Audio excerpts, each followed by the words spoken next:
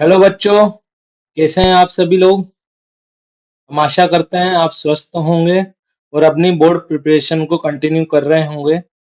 मैं Lokesh Gautam P academy के digital platform पर आपका स्वागत करता हूं। हम आपकी बोर्ड प्रिपरेशन को स्ट्रॉन्ग करने के लिए लेकर आए हैं बोर्ड रिवीजन मेगा सीरीज, जो कि यूट्यूब पर आपको देखने को मिलने वाली है। साथ ही साथ हम मेगा क्विज सेशन भी रखने वाले हैं, जो पी एकेडमी के एप्लीकेशन पर हमें देखने को मिलेगा। आपकी बोर्ड प्रिपरेशन को स्ट्रॉन्ग करने के लिए मैं केमिस्ट्री पार्ट लेने वाला हूं, जिसका शेड्यूल आपको स्क्रीन पर दिख रहा होगा। यहाँ पर हम 10 जनवरी को चैप्टर 1 जो कि सॉल्यूशन था, उसका पार्ट 1 अपलोड कर चुके हैं। आप यूट्यूब पर जाकर इसे देख सकते हैं। आज 11 जनवरी को हम इसका पार्ट 2 जो कि सॉल्यूशन चैप्टर है, उसका पार्ट 2 हम अपलोड करने वाले हैं। तो स्टार्ट करते हैं हम सॉल्यूशन चैप्टर का पार्ट 2। चलिए, अगर हम बात करें लास्ट क्लास की, सबसे पहले हम बात कर लेते हैं लास्ट क्लास की। बेटा, लास्ट क्लास में हमने देखिए, लास्ट क्लास में हमने सॉल्यूशन के अंदर क्या क्या देख चुके हैं। फर्स्ट हमने देखा था कंसंट्रेशन टर्म,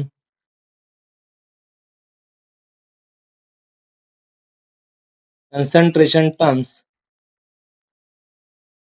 जिसमें हमने molarity, molality, W by W, W by V, V by V, PPM, PPB, normality, volume strength वगैरह के फॉर्मूले और उसके कुछ क्वेश्चन देखे। देन हमने उनके बीच में कंसंट्रेशन टर्म्स के बीच में रिलेशन को समझा, relations.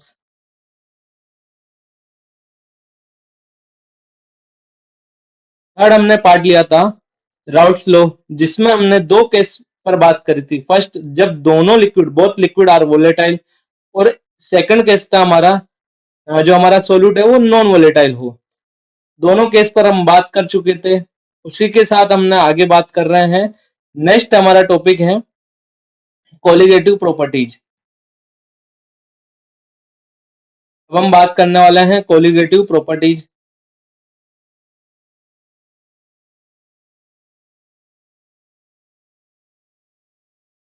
What is a colligative properties? वो प्रॉपर्टीज जो नॉन वोलेटाइल सॉल्यूट की क्वांटिटी पर डिपेंड करें। जब हम नॉन वोलेटाइल सॉल्यूट की क्वांटिटी चेंज कर दें तो प्रॉपर्टीज भी क्या है, चेंज हो जाएं। उन्हें हम बोलते हैं कोलिगेटिव प्रॉपर्टी। क्या बोला है? जो नॉन वोलेटाइल सॉल्यूट की क्वांटिटी पर डिपेंड करे। क्वांटिटी मींस या तो मोल पर, पार्टिकल्स पर, आयंस पर। जब इन पर कोई प्रॉपर्टी डिपेंड करने लग जाती है तो उन्हें बोला जाता है कोलिगेटिव प्रॉपर्टी। जो सामने दिख रहा होगा आपको, कोलिगेटिव प्रॉपर्टी जो है नंबर ऑफ सोल्यूट पार्टिकल्स पर डिपेंड करती है, या फिर मोल्स ऑफ सोल्यूट पार्टिकल, या फिर मोल फ्रैक्शन ऑफ सोल्यूट पार्टिकल। तो सीधा कहने का मतलब यह है कि colligative property depend on solute particles. यहाँ पर हम चार तरह की कोलिगेटिव प्रॉपर्टीज को देखने वाले हैं। First is a relative lowering in vapour pressure, second is elevation in boiling point, third is depression in freezing point, fourth is osmotic pressure. One by one इसमें हम बात करने वाले हैं। तो फर्स्ट देखते हैं बेटा। First is a relative lowering in vapour pressure.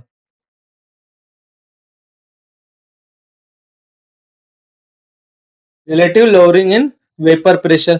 देखिए, जब हम राउट्स लो का सेकंड केस देख रहे थे तो वहां पर मैंने एक फॉर्मूला ड्राइव करा था और बोला था कि आपको ये relative lowering in vapour pressure में देखने को मिल सकता है।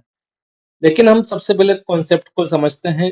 अकॉर्डिंग टू कॉन्सेप्ट, यहाँ पर जब भी नॉन वोलेटाइल सॉल्यूट को वोलेटाइल सॉल्वेंट में मिलाया जाता है तो वेपर में क्या आ जाती, कमी देखने को मिलती है। इस वजह से वेपर प्रेशर भी कम हो जाता है।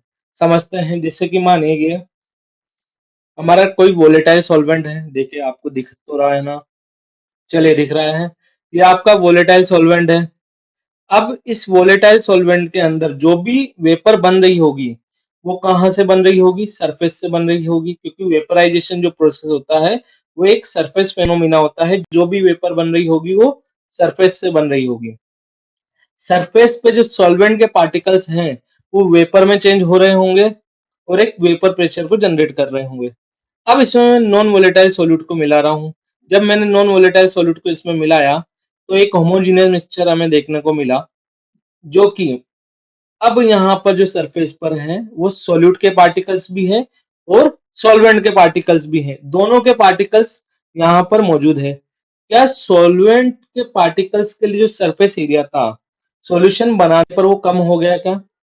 यहाँ पर जो सरफेस एरिया है सॉल्यूशन के अंदर वो सॉल्वेंट का कम हो चुका है। जब सरफेस एरिया कम हो चुका है तो हमें वेपर्स भी क्या देखने को मिलेगी? कम देखने को मिलेगी। इस वजह से वेपर प्रेशर भी कम हो जाता है। तो हम यहाँ बोल सकते हैं जब भी नॉन वोलेटाइल सॉल्यूट को वोलेटाइल सॉल्वेंट में मिलाया जाता है तो वेपर में क्या देखने को मिलती है? कमी देखने को मिलती है, क्योंकि सरफेस एरिया यहाँ पे जो इवेपोरेशन का सरफेस एरिया है वो कम हो जाता है। इस वजह से वेपर्स कम देखने को मिलती है, तो वेपर प्रेशर भी कम हो जाता है। वेपर प्रेशर ऑफ सॉल्यूशन भी हमें कम देखने को मिलेगा। देखिए इसका कुछ पार्ट लिखा हुआ है। When a non volatile solute is added, it is a volatile solvent, vapor pressure of solution decrease compared to vapor pressure of pure solvent, become surface area available for evaporation decrease। समझ गए आपको आप लोग यहाँ पर? तो अब यहाँ पर हम लेने वाले हैं इसका रिजल्ट। देखिए जो केस सेकंड पे बात करी थी हमने लास्ट क्लास में, उनमें हम डेरिवेशन कर चुके थे। मैं डायरेक्ट यहाँ पर रिजल्ट पे बात करने वाला हूँ, जो है P nought A minus P S upon P nought A equal to X B.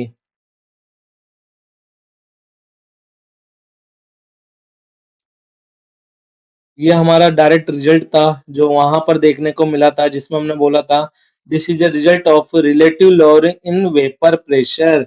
जो रिजल्ट होने वाला हमारा relative lowering in vapour pressure.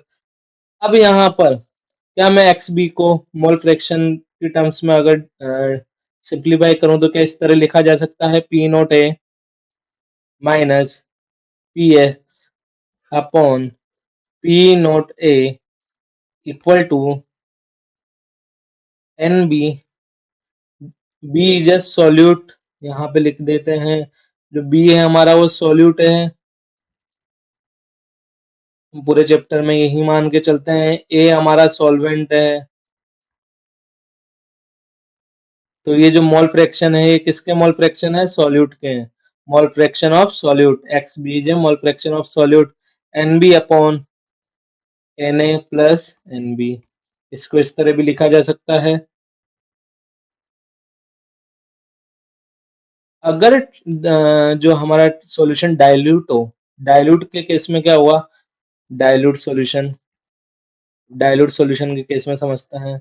Dilute solution, देखिए डाइल्यूट सॉल्यूशन के केस में जो एनबी के मोल है वो बहुत ज्यादा होंगे Na के मोल से।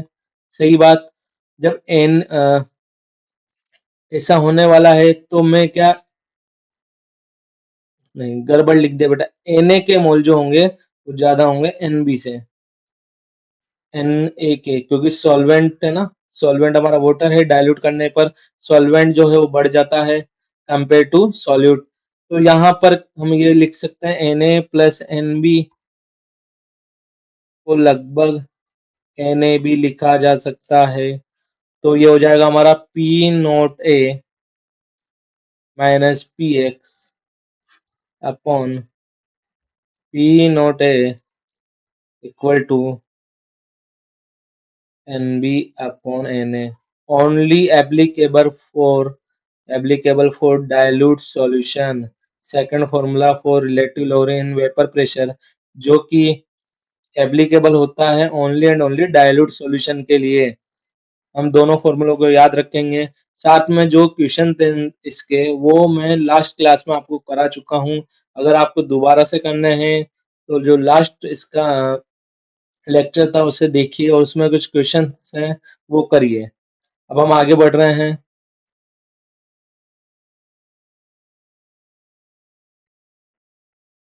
नेक्स्ट हमारा सेकंड पॉइंट है elevation in boiling point. Elevation in boiling point. पहले हमें बताइए कि आप बॉइलिंग पॉइंट से क्या समझते हैं, what is a boiling point, बताइए। वो पॉइंट या वो टेम्परेचर जहां पर लिक्विड का वेपर प्रेशर, इंटरनल प्रेशर और एक्सटर्नल प्रेशर दोनों क्या हो जाए, बराबर हो जाए, या फिर 1 atm, क्योंकि एक्सटर्नल प्रेशर जो हमारे ऊपर लग रहा है वो 1 atm है, तो इंटरनल प्रेशर और एक्सटर्नल प्रेशर या 1 atm के बराबर हो जाए, उस टेम्परेचर या उस पॉइंट को हम बोलते हैं बॉइलिंग पॉइंट। क्लियर है? अब यहाँ पे समझते हैं, मानिए जब मैंने, ये अभी प्योर स्टेट में है, प्योर सॉल्वेंट है जिसे हम वाटर बोल रहे हैं। अब इस वाटर का बॉइलिंग पॉइंट हमें याद है 100 डिग्री सेल्सियस होता है, जहां पर इसका वेपर प्रेशर बाहर वाले एक्सटर्नल प्रेशर के बराबर हो जाता है, मतलब 1 atm के बराबर हो जाएगा, क्योंकि ये मान के चल रहा हूँ ओपन कंटेनर है, ये ओपन कंटेनर है, ढक्कन खोल के दिखाने की जरूरत नहीं है। अब यहाँ पर इसका बॉइलिंग पॉइंट है 100 डिग्री सेल्सियस। अब ये अभी रखा हुआ है रूम टेम्परेचर पे, तो कुछ ना कुछ वेपर तो रही होगी, कुछ ना कुछ वेपर रही होगी। वहीं मैं एक और बोतल लेके आया हूँ, एक और कंटेनर, जिसके अंदर मैंने सॉल्यूशन बनाया हुआ है, जिसके अंदर मैंने वोलेटाइल सॉल्वेंट या वोलेटाइल वाटर के अंदर नॉन वोलेटाइल सॉल्यूट को मिलाया है और एक सॉल्यूशन तैयार करा है। अब दोनों में कंपेयर करेंगे हम, पहले आपको दिख तो रहा है ना, देख लेते हैं। हाँ, अब दोनों में कंपेयर करते हैं बेटा। देखो, ये हमारा वाटर है जो प्योर स्टेट में है, ये क्या है, ये सॉल्यूशन है नॉन वोलेटाइल सॉल्यूट जिसमें मिला हुआ है। अब रूम टेम्परेचर पे बात करें, तो जब भी नॉन वोलेटाइल सॉल्यूट को वोलेटाइल सॉल्वेंट में मिलाया जाता है, तो वेपर प्रेशर में क्या आ जाती है, कमी आ जाती है। तो इसके अंदर रूम टेम्परेचर पे क्या वेपर कम बनेगी, तो वेपर प्रेशर भी क्या देखने को मिलेगा, कम देखने को मिलेगा। तो इसके कंपेयर में इसका वेपर प्रेशर रूम टेम्परेचर पर कम है। ठीक है, जैसे जैसे हम टेम्परेचर बढ़ाएंगे, दोनों का क्या वेपर प्रेशर बढ़ेगा क्या, लेकिन इसके कंपेयर में इसका वेपर प्रेशर हमेशा कम रहने वाला है। बढ़ा रहे हैं 100 डिग्री सेल्सियस पे इसका वेपर प्रेशर 1 atm आ चुका है, लेकिन इसका तो वेपर प्रेशर इससे कम है, तो इसका 1 atm अभी नहीं आया है। अब मुझे इसको 1 atm वेपर प्रेशर पे ले जाने के लिए टेम्परेचर को बढ़ाना होगा, और जब हम टेम्परेचर बढ़ाते हैं तो क्या इलेवेशन इन बॉइलिंग पॉइंट वाला कॉन्सेप्ट पूरा हो जाता है क्या, जैसे कि हम बोल रहे हैं कि वेपर प्रेशर को बढ़ा, टेम्परेचर को बढ़ा रहे हैं, तो वेपर प्रेशर बढ़ेगा।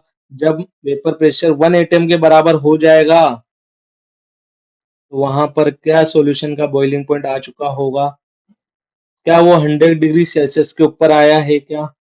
जब वो 100 डिग्री सेल्सियस के ऊपर आया है, तो हम बोल सकते हैं कि सॉल्यूशन का बॉइलिंग पॉइंट यहाँ पर बढ़ चुका है। तो नाम भी देखिए आप, इलेवेशन इन बॉइलिंग पॉइंट, नाम से पता चल रहा है बॉइलिंग पॉइंट बढ़ चुका है। तो कॉन्सेप्ट आपको समझ में आ चुका होगा। अब डायरेक्ट अब इसके फॉर्मूला पे बात करते हैं, डेरिवेशन पे नहीं जाने वाले हैं, हम फॉर्मूले पे बात करेंगे। तो ये होगा डेल्टा टी बी, जो कि है change in temperature of boiling point, equal to K B to M. अब यहाँ पर दोनों के अंदर टेम्परेचर में कितना चेंज आया है, यह है डेल्टा टीबी, जिसे हम लिख सकते हैं डेल्टा, एक मिनट रुकिए, चेंज नहीं निकाल रहे ना, TB minus T nought B equal to K B into M. अगर वाटर वाला केस है, सॉल्वेंट हमारा वाटर होगा, तो वहां पे टी नॉट बी क्या है, T nought B is a boiling point of pure solvent, तो ये हो जाएगा 100 degree Celsius. T nought B हो जाता है उस केस में 100 डिग्री सेल्सियस। तो दोनों फॉर्मूले हमारे काम के हैं, जो कि हम याद रखने वाले हैं। M is a molality, molality जिसका फॉर्मूला हमने कल भी बताया है, mole of solute upon weight of solvent in kg. यहाँ तक हो चुका, के बी इज ए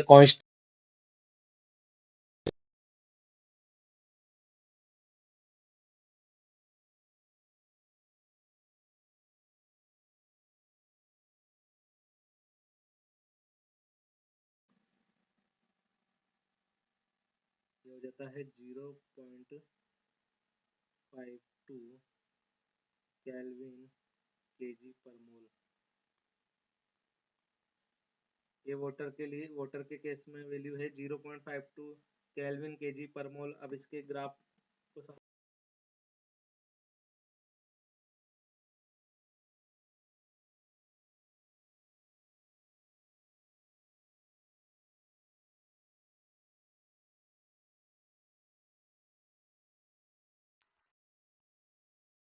यह है सॉल्वेंट। जैसा कि हमने बोला, अगर रूम टेम्परेचर पे बात करें तो सॉल्वेंट का वेपर प्रेशर हमेशा ज्यादा देखने को मिलेगा। तो देखिए यहाँ पे, अगर यहाँ मैं रूम टेम्परेचर मान लेता हूँ तो इस केस में सॉल्यूशन का वेपर प्रेशर क्या सॉल्वेंट के वेपर प्रेशर से कम है। जैसे जैसे हम टेम्परेचर बढ़ाएंगे वेपर प्रेशर बढ़ रहा है, वेपर प्रेशर बढ़ रहा है। लेकिन 100 डिग्री सेल्सियस पे वाटर के केस में अगर माने तो 100 डिग्री सेल्सियस पे ये 1 एटम के बराबर होगा। तो ये हमारा टी नोट भी आ चुका होगा, जो कि boiling point of pure solvent है। अब इस पॉइंट पर क्या हमारे सॉल्यूशन का बॉइलिंग पॉइंट 1 एटम आया है? नहीं आया है। देखिए अभी कहीं 1 से कम है। यहाँ देखिए, जैसे जैसे मैं टेम्परेचर को बढ़ाऊंगा वेपर प्रेशर भी बढ़ेगा, और वो जब जिस पॉइंट पर 1 एटम सॉल्यूशन का वेपर प्रेशर आ जाएगा उस टेम्परेचर को हम बोल देते हैं टीबी, जो कि होता है boiling point of pure solution. तो यहाँ पर देखिए क्या टेम्परेचर बढ़ा हुआ मिला है क्या सॉल्यूशन का? तो इस पूरे गैप को बोल दिया जाता है T delta T naught B. Naught नहीं आएगा, डेल्टा टी बी। इस पूरे बॉइलिंग पॉइंट को बोल दिया जाता है डेल्टा टी बी। तो ये हो गया हमारा। आई होप आप समझ चुके होंगे इलेवेशन इन बॉइलिंग पॉइंट, जिसका एक जो फॉर्मूला है, डेरिवेशन की जरूरत है नहीं हमें। यहाँ पे फॉर्मूले को हम डायरेक्टली अप्लाई करेंगे क्वेश्चंस पे। ग्राफिकल अप्रोच आप समझ चुके होंगे। इसी के साथ हम आगे बढ़ते हैं। नेक्स्ट है हमारा depression in freezing point.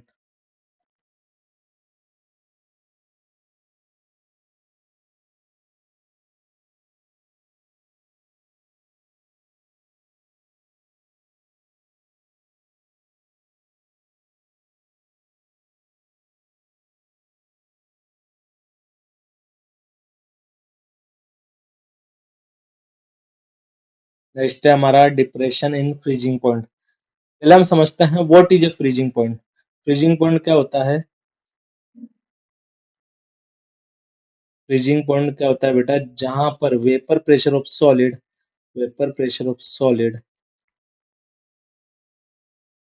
And vapour pressure of liquid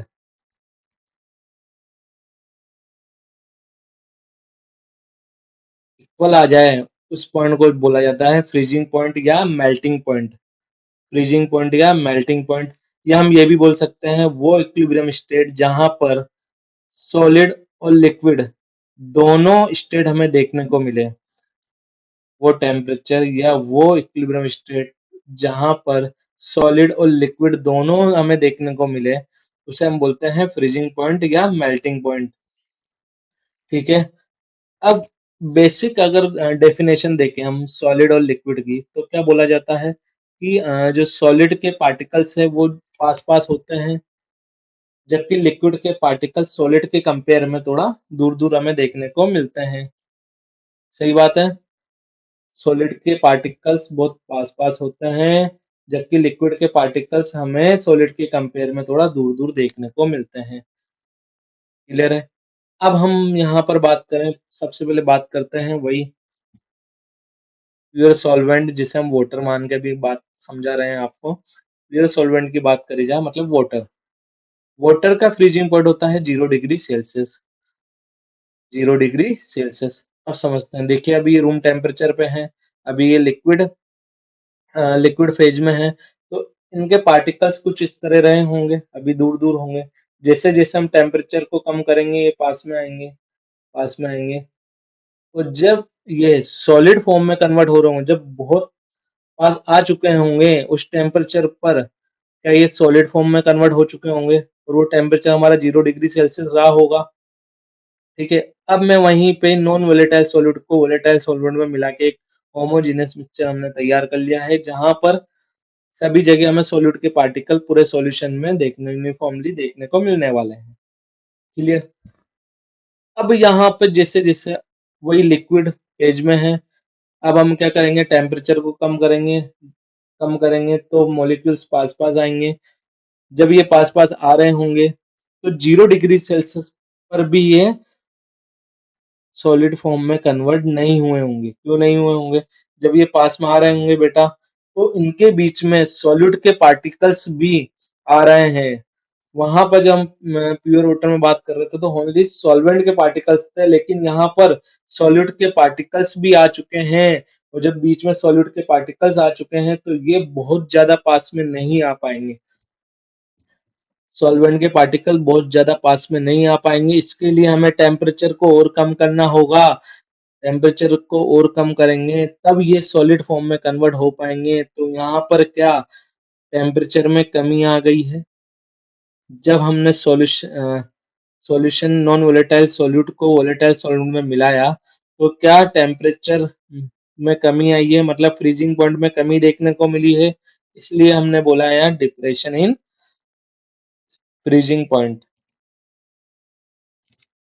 इसलिए इसे बोला जाता है depression in freezing point. I hope आप समझ चुके होंगे। तो इसका हम डायरेक्ट फॉर्मूला अगर लिखें तो वो होगा delta T F equal to K F into M, जो जहां पर m is a molality, k kf is a constant जिसके लिए वाटर की वैल्यू होती है 1.82। ठीक है, केल्विन केजी पर मोल। अब यहाँ पर डेल्टा टी एफ के लिए बात करें तो देखिए, अगर मैं वाटर के केस में बात करूं तो वाटर का फ्रीजिंग पॉइंट जो होता है वो 0°C होता है। तो हमें टेम्परेचर में और कमी आ रही है, मतलब वो -1 तक भी चला गया है। तो इस वजह से डेल्ट जो चेंज है वो माइनस में तो नहीं आ सकता। इसलिए हम यहाँ पर सबसे पहले क्या लिखते हैं, प्योर स्टेट का फ्रीजिंग पॉइंट लिखते हैं delta T F minus T F. यहाँ पर ये ध्यान रखना होता है कि टी नॉट जो एफ है वो पहले आता है, ये भी बता चुके हैं क्यों आता है, टू एम। ये दोनों फॉर्मूले हमें याद होने चाहिए जो कि क्वेश्चन सॉल्व में भी हेल्प करते हैं। क्वेश्चन सॉल्व में बहुत ज़्यादा हेल्प कर देखने को हमें मिलने वाली है। अब आगे बढ़ते हैं हम ग्राफिकल अप्रोच पे। ग्राफिकली अप्रोच पे बात करें तो यहाँ समझिए बेटा,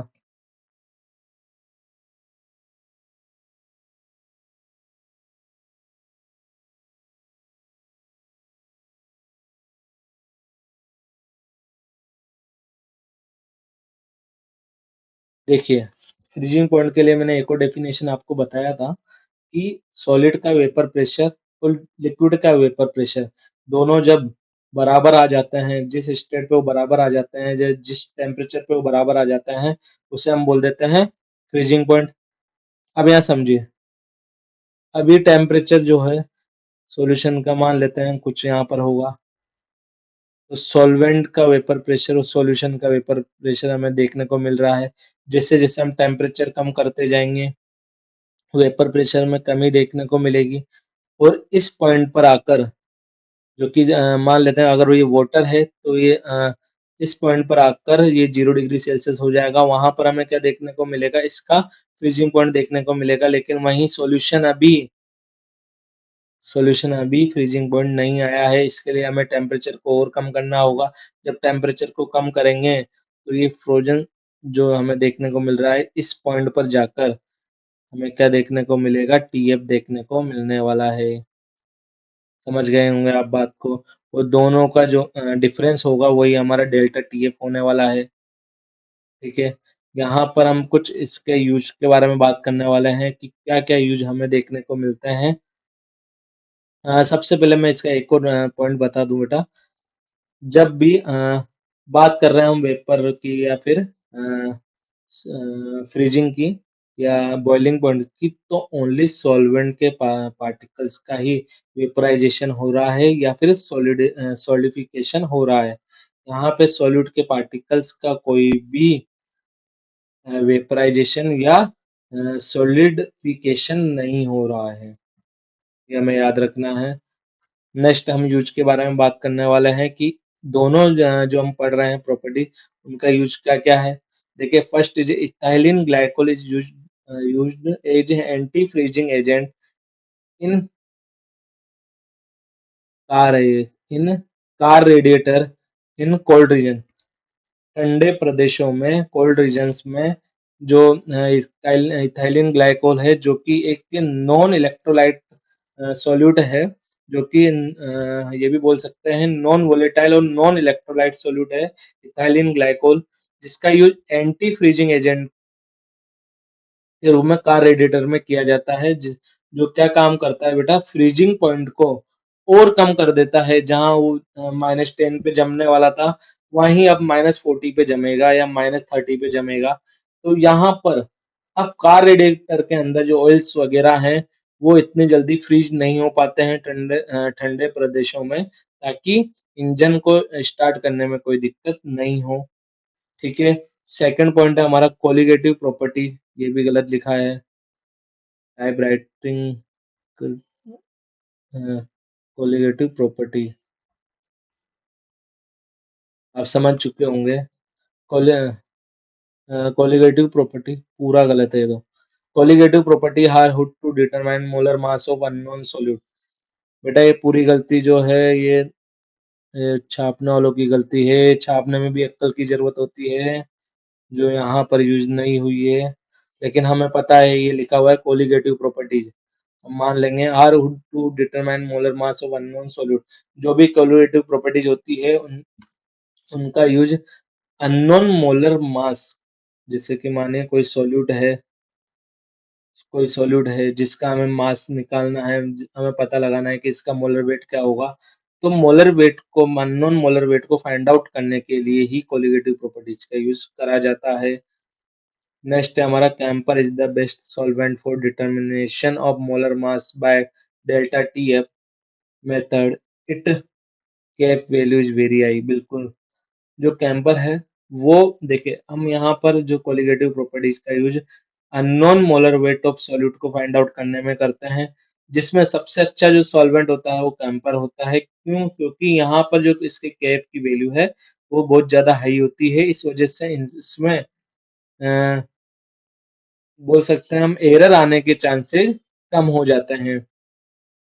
fourth point is vaporisation in solidification. Only solvent molecule vaporise और सॉलिडिफाइज। ये अभी हमने बताया भी था आपको कि ओनली सॉल्वेंट के पार्टिकल्स या मॉलिक्यूल्स का ही वेपराइजेशन और सॉलिडिफिकेशन होता है। सॉल्यूट के पार्टिकल्स का इसमें से कुछ नहीं होता है। क्लियर है यहाँ तक? ये हमारा हो चुका है बेटा, ये हमारा हो चुका है डिप्रेशन फ्रीजिंग पॉइंट। नेक्स्ट हम देखने वाले हैं इसके ऊपर कुछ क्वेश्चन, जो कि फ्रीजिंग और boiling point, depression freezing point और इलेवेशन इन बॉइलिंग पॉइंट पे कुछ क्वेश्चन है जो आपको करने हैं। यहाँ पे कितने क्वेश्चन है? ये टोटल 7 क्वेश्चन हमें देखने को मिलने वाले हैं। फर्स्ट क्वेश्चन मैं बता रहा हूँ, बाकी क्वेश्चन आपको करने हैं।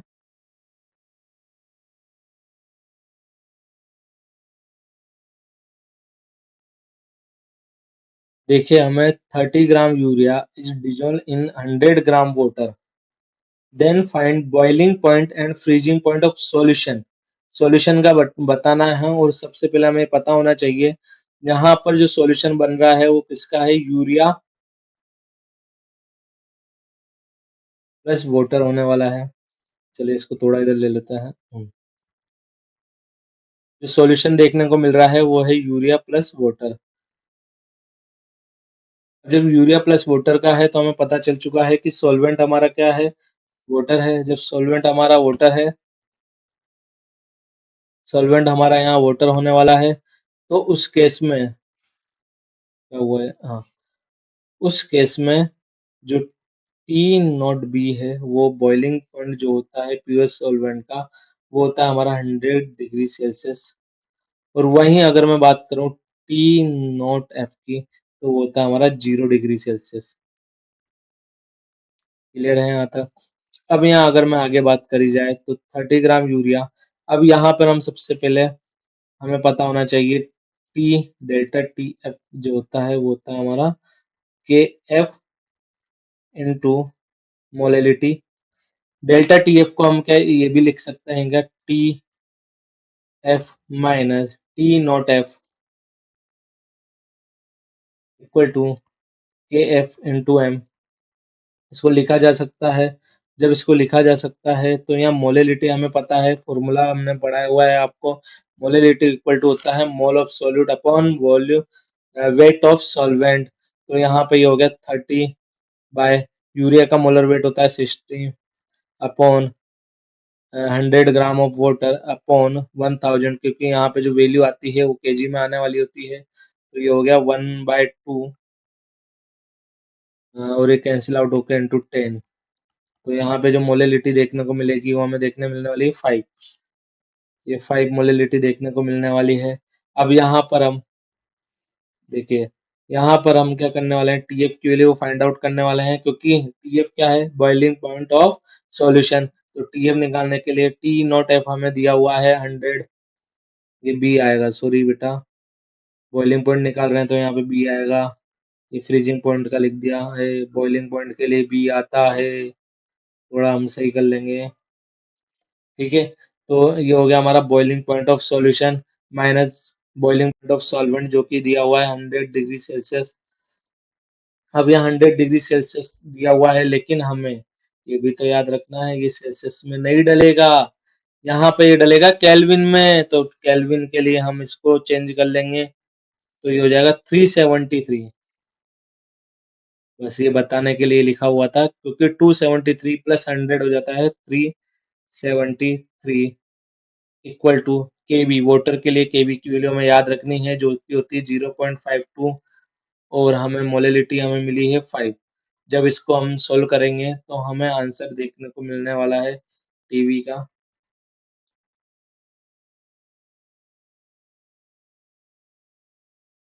यहाँ से हम टीवी की वैल्यू को फाइंड आउट कर लेंगे। ठीक है,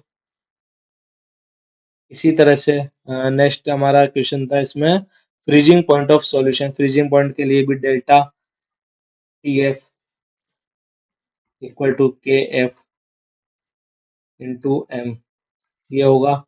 अब यहाँ पर अगर हम बात करें तो फॉर्मूला होता है T naught F minus T F equal to K F into M ये होता है। तो यहाँ पर टी नॉट एम हो जाएगा हमारा 0 नहीं, क्योंकि यहाँ पर सेल्सियस में नहीं आता है, यहाँ पर केल्विन में आता है, तो ये हो जाएगा 273। ये बिल्कुल याद रखना है, यहाँ केल्विन में डालना है 273 minus P F equal to K F की वैल्यू वाटर के केस में हो जाती है 1.82 इनटू, और मोलिलिटी हमारी है 5। तो यहाँ से हमें टी एफ की वैल्यू भी देखने को मिल जाएगी जो आप सोल्व करेंगे। क्लियर है बेटा, जो आप सोल्व करेंगे। इसी तरह से कुछ क्वेश्चंस हैं जो यहाँ पर दिए हुए हैं, 2, 3, 4 सभी question boiling point and freezing point of solution पर बेस है, जिसे आपको करना है, और आपको कमेंट में बताना है इसके आंसर क्या होंगे। और जो क्वेश्चन आपसे नहीं बन रहे हैं वो भी आप कमेंट करके बताइए कि कौन सा क्वेश्चन आपसे नहीं बना है। सभी अच्छे क्वेश्चन है जो बोर्ड में देखने को हमें मिलने वाले हैं। नेक्स्ट हम आगे बढ़ते हैं। फोर्थ प्रॉपर्टी हमारी ऑस्मोसिस या ऑस्मोटिक प्रेशर।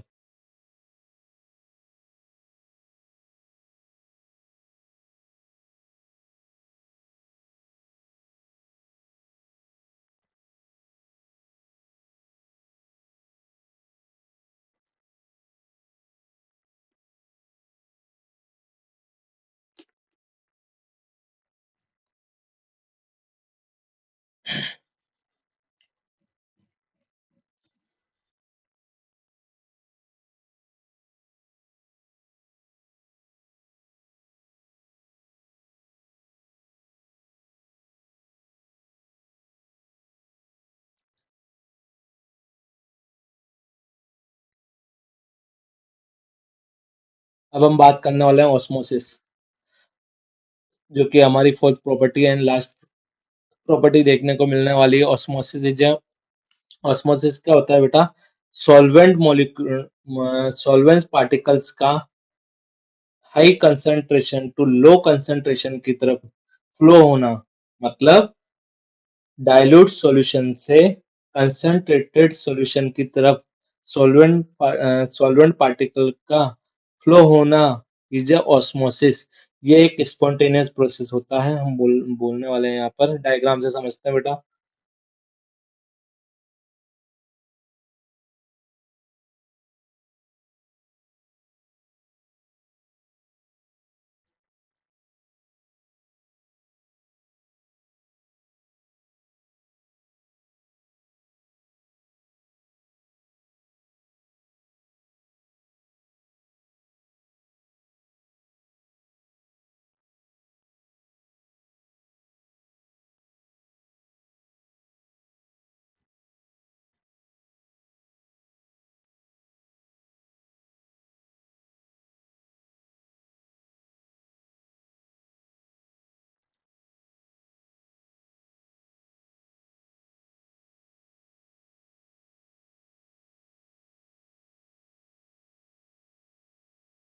ये हमारा होगा डाइल्यूट सॉल्यूशन। डाइल्यूट सॉल्यूशन, ये हो जाएगा हमारा कंसंट्रेटेड सॉल्यूशन। कंसंट्रेटेड सॉल्यूशन, या इसको प्योर वाटर भी बोल सकते हैं, इधर डाइल्यूट सॉल्यूशन वाले को कंसंट्रेटेड सॉल्यूशन। देखिए अब हम क्या डेफिनेशन बोल रहे थे, वो स्पॉन्टेनियस प्रोसेस जहां पर सॉल्वेंट पार्टिकल्स, क्या दोनों तरफ सॉल्वेंट पार्टिकल्स हैं, लेकिन सॉल्वेंट पार्टिकल्स का फ्लो डाइल्यूट सॉल्यूशन से कंसंट्रेटेड सॉल्यूशन की तरफ होता है, उसे हम उस प्रोसेस को हम ऑस्मोसिस बोलते हैं।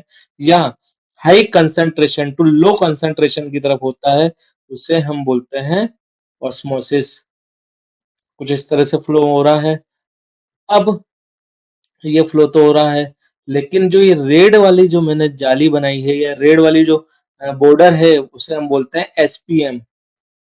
अभी एसपीएम क्या होती है सर? एसपीएम ये सेमी परमेबल मेम्ब्रेन्स होती है, जिसे हम एनिमल मेम्ब्रेन्स भी बोलते हैं। ये only and only solvent particles को ही पास होने के लिए इसमें से ओनली सॉल्वेंट पार्टिकल्स ही पास हो सकते हैं, सॉल्यूट पार्टिकल्स पास नहीं हो पाते हैं। Only and only solvent particles ही पास कर पाते हैं। जैसे कि इसको और नाम भी बोलते हैं एनिमल मेम्ब्रेन्स।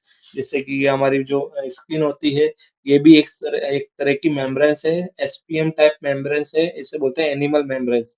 इसमें भी ओनली सॉल्वेंट पार्टिकल्स ही पास हो पाते हैं, सॉलिड पार्टिकल नहीं हो पाते हैं। ओनली आपने देखा हो तो वाटर के जो पार्टिकल्स है, वो ही पसीने के रूप में बाहर आते हैं। ऐसा तो है नहीं ब्लड भी बाहर आ गया स्किन में से, कटने के बाद अलग बात है, नॉर्मली बाहर नहीं आता है। तो ये भी एक तरह से एसपीएम का काम करती है, जिसमें से ओनली सॉल्वेंट पार्टिकल्स ही बाहर आ पाते हैं। तो जो एसपीएम होती है, वो only and only solvent particles को ही पास करने देती है। अब यहाँ पे इसको और भी नाम से जाना जाता है, एनिमल मेम्ब्रेन्स हो गया, या फिर कॉपर फेरोसाइनाइड हो गया। अगर आर्टिफिशियली देखें तो कॉपर फेरोसाइनाइड से भी एसपीएम को बनाया जाता है। अब जब ये प्रोसेस हो रहा होगा, अब आप समझेंगे मुझे थोड़ा, जब ये प्रोसेस चल रहा होगा ऑस्मोसिस का, तो इधर वाटर लेवल बढ़ने लगेगा। बिल्कुल सर, इधर वाटर लेवल बढ़ने लगेगा। अब इस प्रोसेस को रोकने के लिए इस प्रोसेस को रोकने के लिए जो मैं प्रेशर अप्लाई करने वाला हूं, जिससे ये प्रोसेस, जो ऑस्मोसिस प्रोसेस है, वो रुक जाए, उसे ही हम बोलते हैं ऑस्मोटिक प्रेशर। उसे बोला जाता है ऑस्मोटिक प्रेशर।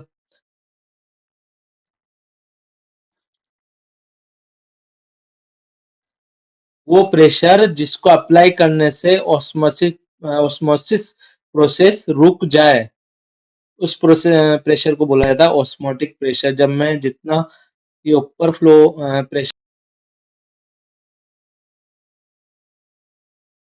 जाएगा, और इसे बोला जाता है ऑस्मोटिक प्रेशर, जिसे हम पाई से डिनोट करते हैं। और यहाँ पे हमें ओनली फॉर्मूले से मतलब है, तो पाई इक्वल टू हो जाता है CRT, जो कि हमें याद रखना है, जो कि होता है pi equal to CRT। Pi is osmotic pressure, C is a concentration जिसका फॉर्मूला होता है N/V in litre, mole of solute upon volume litre, R is a gas constant जिसकी वैल्यू हो जाती है 0.0821, और T इज अ टेम्परेचर, जो कि हमें याद रखना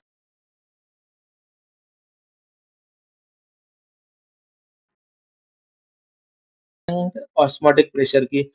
इसके यूज की बात करी जाए तो आप यहाँ पे जो वाटर प्यूरिफायर लग रहा होगा तो आपने उसमें देखा होगा RO लिखा हुआ, RO कैपिटल लेटर में, तो उसका मतलब क्या है? What is RO? सोचिए एक बार, what is RO? RO is a reverse osmosis. RO is a reverse osmosis में लिख के बताते हैं आपको।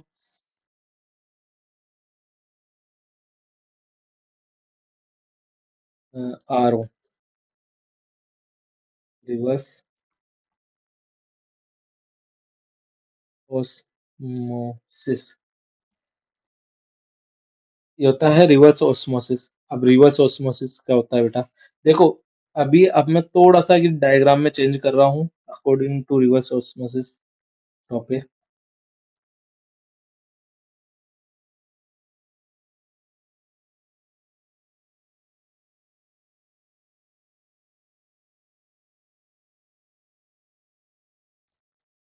अब यहाँ पर मैंने ले लिया है प्योर सॉल्वेंट,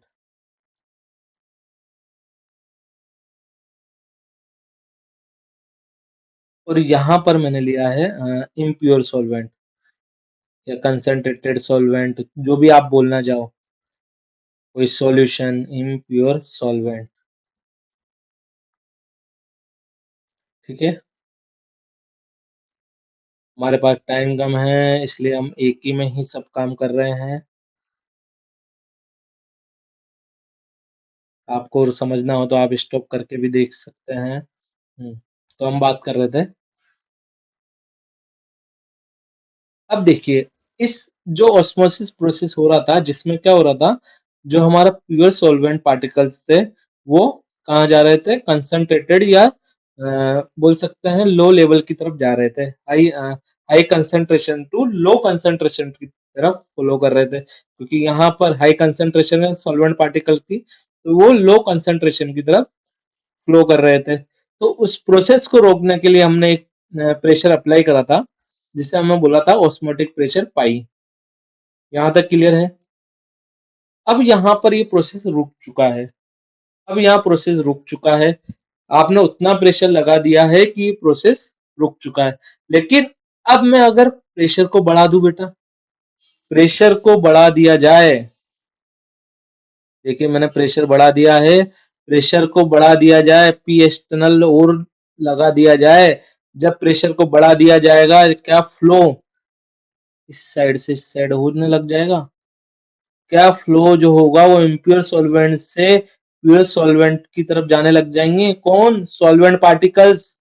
सॉल्वेंट पार्टिकल्स का जो मूवमेंट है वो impure solvent to pure solvent में जाने लग जाएगा, और हमें क्या वहां पर इम्प्योर सॉल्वेंट में से भी प्योर सॉल्वेंट मिलने लग जाता है, मिलने लग जाएगा। इसलिए इस प्रोसेस का, जिसे हम बोलते हैं RO, इसे बोला जाता है रिवर्स ऑस्मोसिस।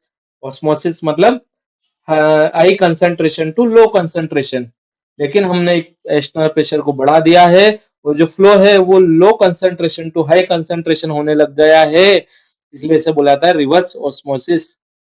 और यहाँ पे हमें प्योर सॉल्वेंट मिल जाएगा, इसलिए इसका यूज वाटर प्यूरिफायर में करा जाता है। ये बोर्ड में पूछा जा सकता है, तो थोड़ा सा इसकी जो डेफिनेशंस है वो अच्छी तरह से आप एनसीईआरटी में से पढ़कर जाएं। टॉपिक आपको समझ में आ चुका होगा। इसकी थ्योरी पार्ट को आप एक बार एनसीईआरटी में से जरूर पढ़ें, ताकि आप और अच्छी तरह सजा सजा के लिख कर आए। चलिए आगे बढ़ते हैं क्वेश्चंस पर। इसमें एक और बात है जो बतानी है बेटा, देखिए, नोट करके लिख लेते हैं, नोट। First, isotonic solution.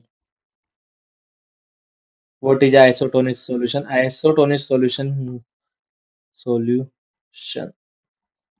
वो सॉल्यूशन आइसोटोनिक सॉल्यूशन वो दो सॉल्यूशन जिनका ऑस्मोटिक प्रेशर क्या हो जाए, इक्वल हो जाए, R A equal to R B. कोई दो सॉल्यूशन है जिनका ऑस्मोटिक प्रेशर इक्वल है, उन्हें बोला जाता है आइसोटोनिक सॉल्यूशन। तो इस वजह से टेम्परेचर तो सेम रहने वाला है, आर गैस कांस्टेंट है वो भी सेम रहने वाला है, तो वहां पर कंसंट्रेशन जो होगी ए एंड बी की, वो दोनों क्या हो जाएगी, इक्वल हो जाएगी। सेकंड पॉइंट, कोई दो सॉल्यूशन है जिसमें हम बोल रहे हैं ऑस्मोटिक प्रेशर ए का ज्यादा होगा ऑस्मोटिक प्रेशर बी का, तो उस केस पर इस सॉल्यूशन को बोला जाता है हाइपरटोनिक सॉल्यूशन। जिसका ऑस्मोटिक प्रेशर ज्यादा होता है उसे बोला जाता है हाइपरटोनिक सॉल्यूशन, और इसको बोला जाएगा हाइपोटोनिक सॉल्यूशन। Hypotonic solution. चलिए यहाँ तक क्लियर है, कुछ पॉइंट थे जो भी हमने क्लियर कर दिए हैं। इस तरह से हमारा ऑस्मोटिक प्रेशर कंप्लीट होता है। अब यहाँ हम क्वेश्चंस हैं उन्हें देखने वाले हैं। 5 क्वेश्चंस हैं, 5 में से 4 आपको करने हैं, एक क्वेश्चन हम करके दिखाएंगे। देखिए क्या हमें मोलरिटी दी हुई है क्या? हाँ बिल्कुल दी हुई है। Glucose solution is present in, temperature भी दिया हुआ है, टेम्परेचर भी दिया हुआ है, तो टेम्परेचर को हम किस में लिखेंगे? यहाँ पर केल्विन में लिखेंगे तो ये हो जाएगा 300 केल्विन। ठीक है। अब हमें पूछा है ऑस्मोटिक प्रेशर बताइए, तो ऑस्मोटिक प्रेशर का फॉर्मूला होता है pi equal to C R T, जहां पर सी हमें पता है दिया हुआ है 0.001, मतलब वो ये हो गया 10⁻³ इंटू 0.08 हमारे आर की वैल्यू हो चुकी है, और वहीं टी की अगर वैल्यू देखें तो वो है हमारे 300 केल्विन। 300 केल्विन जब हम इसको सिंप्लीफाई करेंगे तो हमें क्या देखने को मिलेगा? ऑस्मोटिक प्रेशर देखने को मिलेगा। इसी तरह से आपको सेकंड, थर्ड, फोर्थ और फिफ्थ क्वेश्चन को अटेम्प्ट करना है, और हमें कमेंट करके बताना है कि आपसे क्वेश्चन बने हैं, नहीं बने हैं। नहीं बने हैं तो क्यों नहीं बने हैं। इसी के साथ मैं आगे बढ़ता हूँ बेटा। नेक्स्ट है मेरा abnormal colligative properties. Abnormal colligative properties, यहाँ हम बात करते हैं कोलिगेटिव, जो हम पढ़ते आ रहे थे वो सभी नॉर्मल कोलिगेटिव प्रॉपर्टीज थी। अब हम बात कर रहे हैं एबनॉर्मल कोलिगेटिव प्रॉपर्टी। सर ये एबनॉर्मल क्या होता है? देखिए जब अब तक हमने 4 प्रॉपर्टीज देखी, चारों के अंदर जब भी हमने बात करी ओनली ग्लूकोज, सुक्रोज, यूरिया, इन्हीं से रिलेटेड हम बात कर रहे थे। हमने कोई भी ऐसा सब्सटेंस नहीं लिया है जो वाटर में डालने पर हमने आयंस में डिसोशिएट हो जाए या एसोशिएट हो जाए। हमने वही सब्सटेंस अभी तक यूज में लिए थे जो ओनली वाटर में डालने पर घुल रहे थे, वाटर में डालने पर अपने आयंस में घुल रहे थे, ना तो वो डिसोशिएट हो रहे थे ना एसोशिएट हो रहे थे। तो अभी तक कोलिगेटिव प्रॉपर्टीज में किसी तरह का हमें एरर देखने को नहीं मिली, एरर देखने को नहीं मिली। लेकिन जैसे ही मैंने यहाँ पे मान लीजिए NaCl को डाला, NaCl को वाटर में डाला, तो एक मॉलिक्यूल डाल रहा हूँ लेकिन वो वाटर में जाने पर वो 2 मॉलिक्यूल्स हो गए, मतलब 2 आयंस हो गए, सॉरी। एक मॉलिक्यूल डाला है, 2 आयंस हो गए हैं, Na plus and Cl minus. तो नंबर ऑफ सोल्यूट पार्टिकल्स बढ़ गए क्या? और नंबर ऑफ सोल्यूट पार्टिकल से आयन बढ़ने पर कोलिगेटिव प्रॉपर्टीज भी चेंज हो जाती है, स्टार्टिंग में लिखवाया है। तो यहाँ पर ये बात हमें पहले नहीं पता थी, लेकिन जब हमने देखा कि नंबर ऑफ सॉल्ट के केस में या एसिड या बेस के केस में जब भी हम वाटर में डालते हैं तो डिसोसिएशन और एसोसिएशन होता है, इस वजह से कोलिगेटिव प्रॉपर्टीज में भी चेंज देखने को मिलता है। जो पहले नॉर्मली कोलिगेटिव प्रॉपर्टीज आ रही थी वो नहीं आ पा रही है, अब एबनॉर्मल कोलिगेटिव प्रॉपर्टी देखने को हमें मिल रही है। इसलिए हम देखने वाले हैं अब एबनॉर्मल कोलिगेटिव प्रॉपर्टी, जहां पर एक नया फैक्टर यूज में लिया जाता है, वेंटॉप फैक्टर, जिसे हम आई से डिनोट करते हैं। तो आई के हमने यहाँ 3 फॉर्मूले लिखे हुए हैं। I equal to abnormal colligative property upon normal colligative property.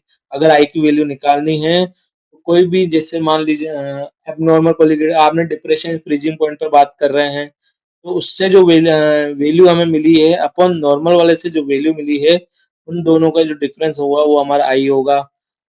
इसी तरह से actual mole of solute when dissociation association is considered upon theoretical mole of solute when dissociation and association is not नहीं है ये, इज कंसिडर्ड, नोट गलत लिख रहा है बेटा ये।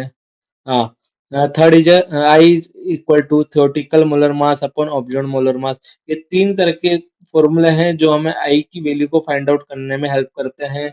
अब यहाँ पर आगे मैं बढ़ता हूँ तो आई की तीन तरह की वैल्यू हमें देखने को मिलती है।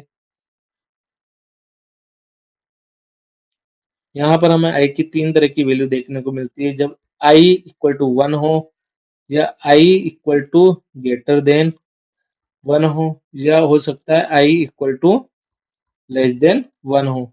अब तीनों केस समझते हैं बेटा। केस वन की अगर हम बात करें तो आई इक्वल टू वन जब भी होगा तो हम बोलेंगे नॉन इलेक्ट्रोलाइट सोल्यूट है, नॉन इलेक्ट्रोलाइट सोल्यूट है। मतलब नॉन इलेक्ट्रोलाइट का मतलब हो गया यूरिया है,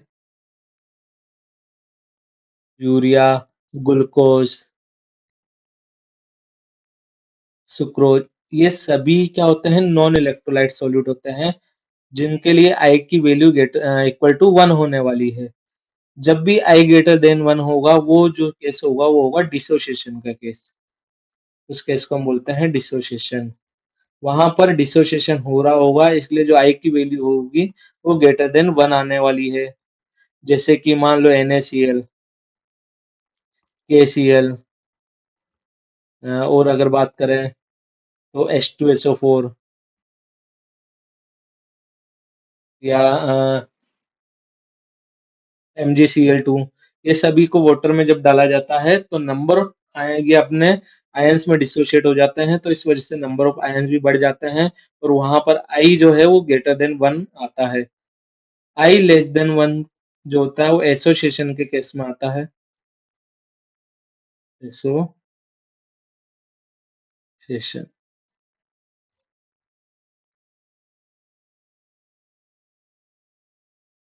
एसोसिएशन के केस में आता है जब, जैसे कि एसिटिक एसिड को बेंजीन सॉल्वेंट के अंदर डाला जाता है, एसिडिक एसिड CH3 COOH को जब भी बेंजीन सॉल्वेंट के अंदर डाला जाता है, इन बेंजीन, तो ये डायमराइजेशन हो जाता है। मतलब दो मॉलिक्यूल ने मिलकर एक मॉलिक्यूल बना लिया है, तो यहाँ पर डायमराइजेशन की वजह से क्या हुआ है, एसोसिएशन हुआ है। उस केस में आई जो होगा वो लेस देन वन आता है। यहाँ तक किसी को दिक्कत नहीं होगी? अगर है तो कमेंट करके बता दीजिए। अगर यहाँ पर तक कुछ भी आपको इश्यू या दिक्कत है तो कमेंट करके बताइए।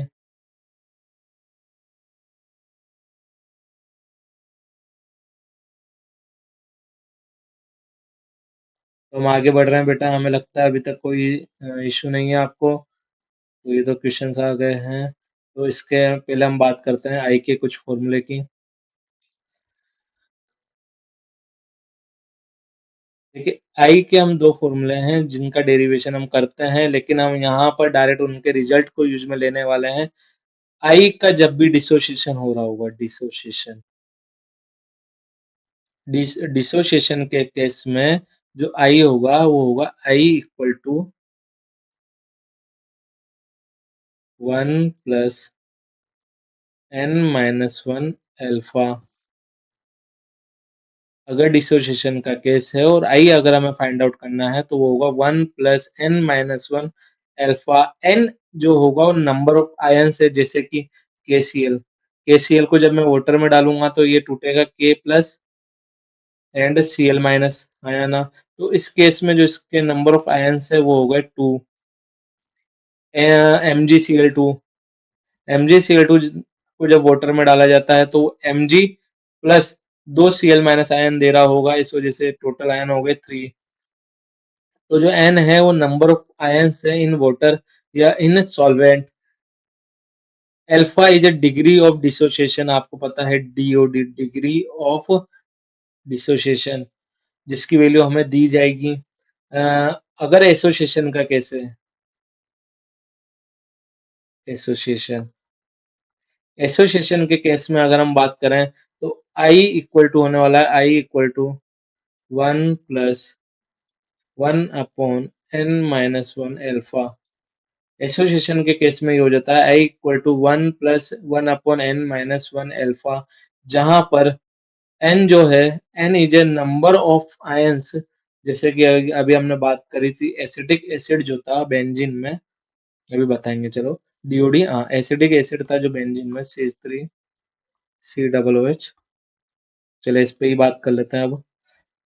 इसको जब वाटर में डाला जाता है तो वाटर नहीं, सॉरी, बेंजीन, जब इसको बेंजीन सॉल्वेंट के अंदर डाला जाता है, बेंजीन सॉल्वेंट, तो इस केस में यहाँ पर हाइड्रोजन बॉन्डिंग की वजह से, यहाँ पर हाइड्रोजन बॉन्डिंग की वजह से ये डायमराइजेशन बना लेता है, डायमर बना लेता है, तो ये इस फॉर्म में चला जाता है, CH3COOH। ये डायमर की फॉर्म में एग्जिस्ट करता है इन बेंजीन सॉल्वेंट, तो यहाँ पर जो N की वैल्यू है वो हो जाती है 2। क्लियर है? अब हम बात करते हैं क्वेश्चन पे बेटा, इस पे कुछ क्वेश्चन है जो यहाँ लिखे हुए हैं। कुछ क्वेश्चंस मैं बता रहा हूँ, कुछ आपको करने हैं, तो स्टार्ट करें। आप भी चालू करिए साथ के साथ और आंसर मैच करिए। देखिए, I4K4FeCN6 aqueous if alpha 80%, alpha दिया हुआ है, alpha is a degree of dissociation, और हमें आई बताना है। ये एक कॉम्प्लेक्स कंपाउंड है, कॉम्प्लेक्स कंपाउंड को जब वाटर में डाला जाता है तो वो टूटता है 4K+। भाई K+ और कॉम्प्लेक्स आयन में टूटेगा, K++ FeCN6, FeCN6 -4, तो इस आयंस में टूटने वाला है। तो अगर मैं बात करूं वाटर में, तो वाटर में हमें कितने आयन देखने को मिल रहे हैं, 5। तो सीधा सीधा एन की वैल्यू कितनी हो गई बेटा, 5 हो चुकी है क्या? तो आई का फॉर्मूला होता है 1 + n - 1, 1 + n - 1 मतलब 5 - 1, अल्फा हो गया हमारा 80%, तो यहाँ पर मैं लिख दूंगा 80/100, 80/100। तो आप इसको सोल्व कर लेंगे, मुझे लगता है हो जाएगा। तो मुझे कमेंट करके बताइए क्या आंसर आने वाला है। सेकंड के लिए एक भी सेम है। यहाँ पर एन की वैल्यू कितनी हो जाएगी बेटा, 2 हो जाएगी। तो यहाँ पर हम आई की वैल्यू को फाइंड आउट कर लेंगे। बाकी क्वेश्चन कौन करेगा, आप करेंगे, और हमें कमेंट करके बताएंगे कि आपसे बने हैं या नहीं बने हैं और क्या आंसर देखने को मिला है। एक दो क्वेश्चन है जो मैं बताने वाला हूँ, जैसे कि 9 नंबर क्वेश्चन देखेंगे। इधर देखिए, 9 नंबर क्वेश्चन है, which of the following solution of glucose is highest vapour pressure. अब हाईएस्ट वेपर प्रेशर की जब हम बात कर रहे हैं, तो हाईएस्ट वेपर प्रेशर, अब बात समझना, आप सॉल्यूट की मात्रा बढ़ेगी तो वेपर प्रेशर में कमी देखने को मिलेगी। अगर सॉल्यूट के पार्टिकल्स या क्वांटिटी बढ़ेगी तो वेपर प्रेशर में कमी देखने को मिलेगी। वेपर प्रेशर ज्यादा कब होगा, जब कंसंट्रेशन क्या हो, कम हो।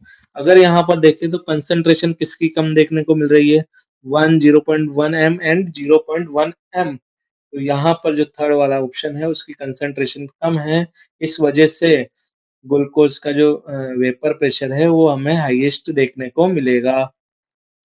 इसी तरह से अब मैं इसके कुछ फॉर्मूले हैं जो लिख देता हूँ यहाँ पे, जो हमें याद रखने हैं। फॉर्मूले सेम टू सेम है, बस उसमें आई का यूज हुआ है। जैसे कि फर्स्ट हमारा relative lower in vapour pressure, relative lower in vapour pressure का फॉर्मूला था P0A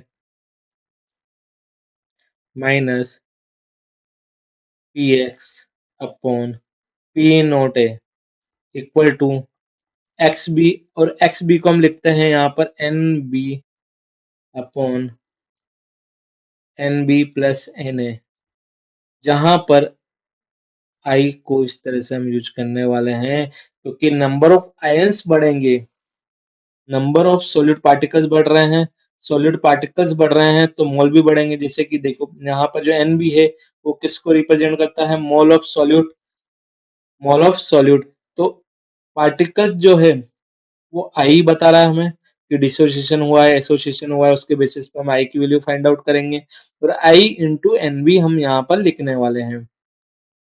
सेकंड फॉर्मूला हमारा है इलेवेशन इन बॉइलिंग पॉइंट, उसका फॉर्मूला था हमारा delta T F,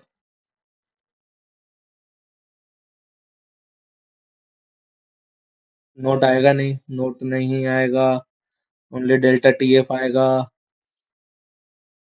delta T F equal to K F, अब यहाँ भी आई को मल्टीप्लाई कर देंगे स्टार्टिंग में, के एफ, के एफ नहीं के बी, बॉइलिंग पॉइंट है ना, इलेवेशन इन बॉइलिंग पॉइंट, तो K B into M. Third है, अब फ्रीजिंग पॉइंट की बात कर रहे हैं, डिप्रेशन इन फ्रीजिंग पॉइंट, तो डेल्टा टी एफ, ये बेटा थोड़ा लेट कर रहा है अब, delta T F equal to I dot K F dot M. इसी तरह फोर्थ होने वाला है हमारा pi equal to I C R T, क्योंकि जब सॉलिड पार्टिकल्स बढ़ेंगे तो कोलिगेटिव प्रॉपर्टीज भी हमें बढ़ी हुई मिलेगी, इसलिए आई को सब जगह आगे की तरफ मल्टीप्लाई करा गया है, जिससे ये पता चल रहा है जैसे जैसे नंबर ऑफ सॉलिड पार्टिकल्स बढ़ते हैं, आयंस बढ़ते हैं, तो कोलिगेटिव प्रॉपर्टीज भी चेंज हो जाती है या वो भी बढ़ जाती है। तो ये कुछ फॉर्मूले हैं जो हमें डायरेक्टली याद रखने हैं, जो क्वेश्चंस में हमें यूज होने वाले हैं, जो आपके सामने लिखे हैं। एक बार स्क्रीन पॉज करके आप इसे नोट कर लीजिए। ये 7 क्वेश्चन है, नेक्स्ट नीचे हैं, इसी तरह से कुछ क्वेश्चंस है जो यहाँ पर देखने को मिलने वाले हैं आपको, सभी क्वेश्चंस आपको करने हैं। चलिए, अब हमारा ये क्वेश्चंस आपने नोट कर लिए होंगे। अब हमारा नेक्स्ट टॉपिक है आइडियल सॉल्यूशन।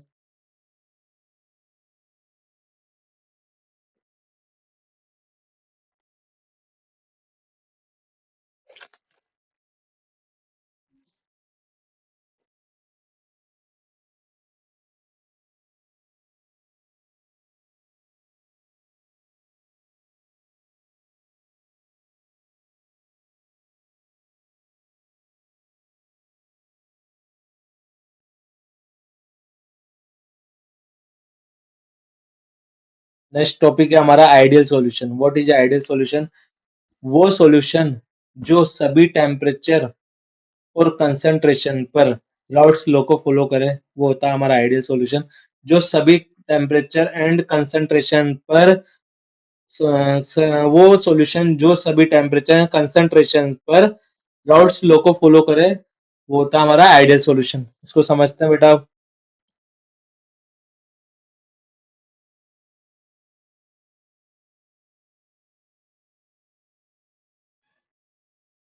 देखिए इसको समझते हैं। मान लीजिए ये कोई ए सॉल्यूशन है,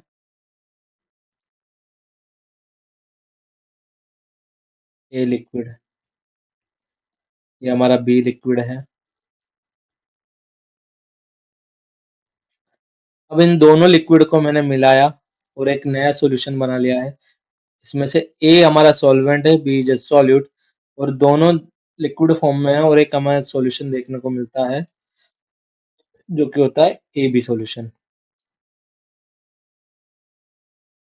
ठीक है, अब यहाँ पर जब आइडियल सॉल्यूशन की बात हो रही है तो बोला जाता है कि ए लिक्विड के अंदर जो ए इंटरेक्शन है और बी लिक्विड के अंदर जो बी बी मॉलिक्यूल के बीच में इंटरेक्शन है, भाई ए वाला लिक्विड है जिसमें ए है मॉलिक्यूल है, उनके बीच में कुछ ना कुछ इंटरेक्शन होगा, अट्रैक्शन होगा, और उसी तरह से जो बी लिक्विड है उसके अंदर भी बी बी मॉलिक्यूल के बीच में कुछ ना कुछ अट्रैक्शन फोर्स होंगे। तो जब मैंने इन दोनों को मिलाया तो जो नया सॉल्यूशन बना उसके अंदर जो नए इंटरेक्शन देखने को मिले ए और बी के बीच में, वो भी बराबर होंगे ए ए बी बी इंटरेक्शन के। मतलब तीनों के इंटरेक्शन क्या होने वाले हैं, बराबर हो जाते हैं। आइडियल सॉल्यूशन के अंदर तीनों के इंटरेक्शन बराबर होते हैं। अब जब तीनों के इंटरेक्शन बराबर है तो वी फाइनल की बात करा जाए, वी फाइनल जब इंटरेक्शन चेंज ही नहीं हुए हैं तो वॉल्यूम कैसे चेंज होगा बेटा? तो इसका वॉल्यूम अगर V1 है, इसका वॉल्यूम V2 है, तो दोनों को मिलाने पर जो फाइनल वॉल्यूम हमें देखने को मिलने वाला है वो होगा V1 प्लस V2, क्योंकि इंटरेक्शन में किसी तरह का चेंज नहीं हुआ है तो वॉल्यूम में भी कोई चेंज देखने को नहीं मिलेगा। तो चेंज इन वॉल्यूम जो होगा, या बोल सकते हैं हमारा जो फाइनल वॉल्यूम होगा वो क्या होगा, लेस इक्वल टू जीरो। किसी तरह का वॉल्यूम में चेंज हमें देखने को नहीं मिलेगा। इसी तरह से अगर इंटरेक्शन में कोई भी चेंज नहीं हुआ है, मतलब ना तो एनर्जी एब्जॉर्ब हुई है ना एनर्जी रिलीज हुई है, तो यहाँ पे जो एनर्जी चेंज होगा डेल्टा एच फाइनल, वो भी क्या देखने को मिलेगा, जीरो। अब जब इंटरेक्शन आइडियल सॉल्यूशन की बात चल रही है तो आइडियल सॉल्यूशन के अंदर रेंडमनेस जो है वो बढ़ेगी, रेंडमनेस बढ़ेगी तो स्पॉन्टेनिटी भी बढ़ेगी। तो जो डेल्टा एस है वो भी क्या देखने को मिलेगा हमें, ग्रेटर देन जीरो। तो जब डेल्टा एस जीरो होता है, स्पॉन्टेनियस प्रोसेस है, तो उस केस में डेल्टा जी जो होती है Gibbs energy, change in Gibbs energy, वो होगा लेस देन जीरो। तो यहाँ से यहाँ पर जो हमें ऑब्जर्व पी ए का ऑब्जर्व पी ए ऑप्शन मिलने वाला है वो हो जाएगा हमारा पी नोट ए एक्स है। इसी तरह से पी नोट बी नोट नहीं आएगा, क्योंकि हम पार्शियल प्रेशर की बात कर रहे हैं, तो पार्शियल प्रेशर के लिए ये इस तरह आएगा, P B observe equal to P naught B X B. तो अगर हम बात करें pressure of solution, pressure of solution तो इक्वल टू हो जाएगा P A plus P B. ठीक है, तो इसको अगर ग्राफिकली रिप्रेजेंटेशन देखा जाए तो सेम हमें केस वन की तरह देखने को मिलने वाला है। देखो आइडियल सॉल्यूशन की बात हो रही है तो ये हो गया हमारा पी नोट ए,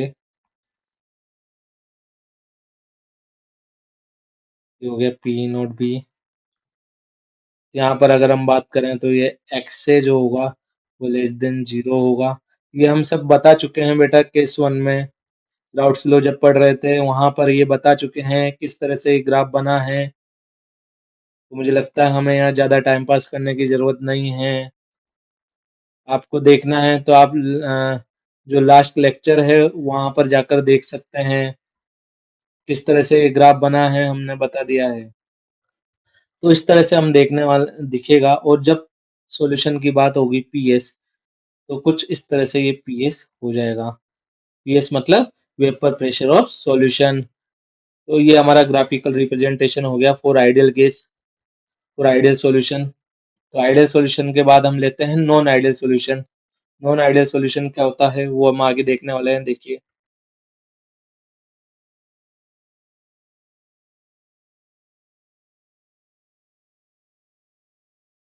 non ideal solution, non ideal solution हमें क्या बताता है, वो सॉल्यूशन जो किसी भी कंसंट्रेशन या टेम्परेचर की रेंज में राउट्स लॉ को फॉलो नहीं करते हैं, वो हम उन्हें हम नॉन आइडियल सॉल्यूशन बोला जाता है। ये नॉन आइडियल है, नो आइडियल नहीं बेटा, नॉन आइडियल है। वो बोलते हैं ना छापने के लिए भी अक्ल की जरूरत होती है, बस ऐसे ही है। ठीक है, तो ये जिसने भी छापा है कुछ भी लिख रहे हैं कहीं भी, तो non ideal solution, solution which does not follow routes law over entire range of temperature, temperature की किसी भी रेंज पर राउट्स लॉ को फॉलो नहीं करे, वो होता है हमारा नॉन आइडियल सॉल्यूशन। तो यहाँ पे दो तरह के सॉल्यूशन हम देखने वाले हैं। First is a positive deviation, वो सॉल्यूशन जो पॉजिटिव डेविएशन शो करे। Second is a negative deviation, जो वो सॉल्यूशन जो नेगेटिव डेविएशन को शो करे। फर्स्ट देखने वाले हैं सॉल्यूशन शोइंग पॉजिटिव डेविएशन। ये पॉजिटिव डेविएशन, वो सॉल्यूशन जो पॉजिटिव डेविएशन को शो करे। अब यहाँ अगेन दोबारा समझते हैं कि जब हमने एक सॉल्यूशन बनाया जिसमें ए और बी दोनों लिक्विड को डाला गया, जिसके अंदर जो इंटरेक्शन बने वो ए बी इंटरेक्शन होंगे, तो अब यहाँ पर जो ए ए इंटरेक्शन और बी बी इंटरेक्शन थे, तो जब हमने उन्हें मिलाया और एक सॉल्यूशन बनाया ए बी सॉल्यूशन, तो उसमें जो ए और बी के बीच में इंटरेक्शन देखने को मिले, वो उनके कंपेयर में क्या थे, कम थे, वीकर इंटरेक्शन थे। मतलब जहां वहां स्ट्रॉन्ग बॉन्ड बन रहा था, तो यहाँ लेस स्ट्रॉन्ग बॉन्ड मतलब वीक बॉन्ड बन रहा है। तो वहां पर हम ये बोल सकते हैं कि हमें यहाँ पर जब ए बी सॉल्यूशन को बनाया गया या नया सॉल्यूशन बनाया गया, उसमें ए बी इंटरेक्शन जो थे वो वीकर थे, इस वजह से अब जब इंटरेक्शन कम होंगे तो मॉलिक्यूल्स दूर दूर होंगे। जब मॉलिक्यूल्स दूर दूर होंगे तो मुझे बताइए, क्या मॉलिक्यूल्स दूर दूर होंगे तो वॉल्यूम बढ़ेगा क्या? मॉलिक्यूल्स दूर दूर होंगे थोड़ा तो वॉल्यूम बढ़ जाता है। तो हमें जो फाइनल वॉल्यूम मिलेगा, क्या वो V1 V2 से भी ज्यादा देखने को मिलेगा क्या? बिल्कुल देखने को मिलेगा। तो हमारा जो वॉल्यूम है वो बढ़ गया है, तो चेंज इन वॉल्यूम जो चेंज इन वॉल्यूम है, क्या वो ग्रेटर देन जीरो देखने को मिलेगा बेटा? बिल्कुल, क्योंकि अब वॉल्यूम बढ़ गया है, तो final volume minus initial volume मतलब बड़ा हुआ वॉल्यूम अपॉन जो छोटा वॉल्यूम था, तो हमारा जो नेट आने वाला है वो पॉजिटिव आएगा। तो इस वजह से डेल्टा बी मिक्सिंग क्या हो गया है, ग्रेटर देन जीरो आ गया है। अब मुझे बताइए, जब बॉन्ड वीकर बने हैं जब बॉन्ड वीकर बने हैं तो एनर्जी रिलीज हुई होगी या एब्जॉर्ब हुई होगी? क्योंकि यहाँ पर जो प्रोडक्ट हमें मिला है उसके बॉन्ड क्या है, वीक है। वीक बॉन्ड के केस में एनर्जी एब्जॉर्ब हुई होती है। तो एनर्जी एब्जॉर्ब हुई है तो जो डेल्टा एच है वो क्या देखने को मिलेगा, पॉजिटिव, मतलब delta H greater than zero. क्या ये प्रोसेस जो मिक्सिंग है क्या अपने आप हुई है, एक स्पॉन्टेनियस प्रोसेस है और रेंडमनेस बढ़ रही है, इसलिए डेल्टा एक्स मिक्सिंग जो होगा वो ग्रेटर देन जीरो, और उसी लिए जो गिब्स एनर्जी होगी वो लेस देन जीरो हमें देखने को मिलने वाली है। क्लियर है यहाँ पर? अब देखिए ग्राफिकल अप्रोच भी देखते हैं इसकी। ग्राफिकल अप्रोच भी बहुत इंपॉर्टेंट है बेटा। वही दोबारा से अब आइडियल वाला जो ग्राफ है वो बना लेते हैं अपन पहले।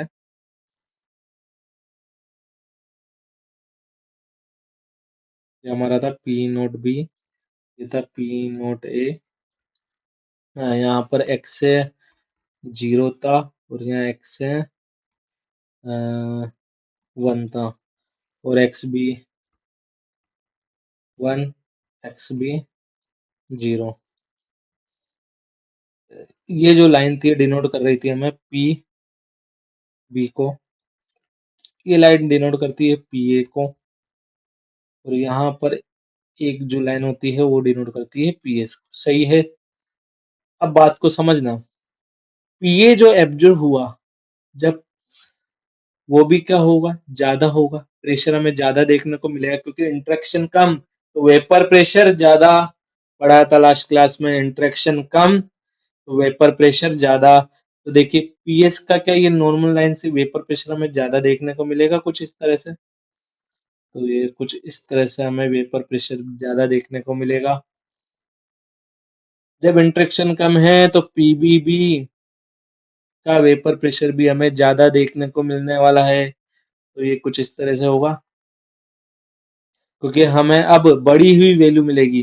पीबी ऑब्जेक्ट ज्यादा मिल रहा है, पीए भी हमें ज्यादा मिल रहा है, तो pressure of solution, vapour pressure of solution भी हमें ज्यादा मिलेगा, क्योंकि इंटरेक्शन कम पढ़ाया था, इंटर आयनिक अट्रैक्शन फोर्स कम होते हैं तो वेपर प्रेशर ज्यादा देखने को मिलता है। और वेपर प्रेशर कम तो बॉइलिंग पॉइंट,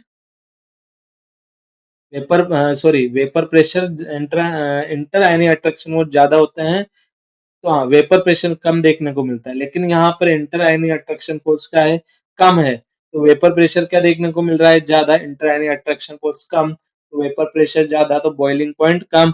इस वजह से जो ऑब्जर्व बॉइलिंग पॉइंट है वो हमें क्या देखने को मिल रहा है, थ्योरेटिकल बॉइलिंग पॉइंट से कम देखने को मिला है। ये बात भी आपको क्लियर हो गई होगी। तो इसके कुछ एग्जाम्पल्स है जो हमें याद रखने हैं, कुछ एग्जाम्पल्स है जो आपको लिखे हुए हैं, बाकी एग्जाम्पल्स हमें एनसीईआरटी में भी मेंशन है, तो वहां से आप एक बार एग्जाम्पल्स को देखिए और याद करिए, तो ये आपको समझ में आ चुका होगा। इसी तरह मैं आगे बढ़ता हूँ बेटा। अब हम बात करते हैं नेगेटिव डेविएशन। नेगेटिव डेविएशन की अगर बात करी जाए तो यहाँ पर जब हमने एक सॉल्यूशन को बनाया जिसमें हमने ए और बी लिक्विड को मिला के एक नया सॉल्यूशन बनाया और वहां पे जो ए मॉलिक्यूल और बी मॉलिक्यूल के बीच में जो इंटरेक्शन थे वो स्ट्रॉन्ग देखने को मिले, मतलब ए और बी से भी ज्यादा स्ट्रॉन्ग इंटर आयनी अट्रैक्शन फोर्स हमें देखने को मिला है।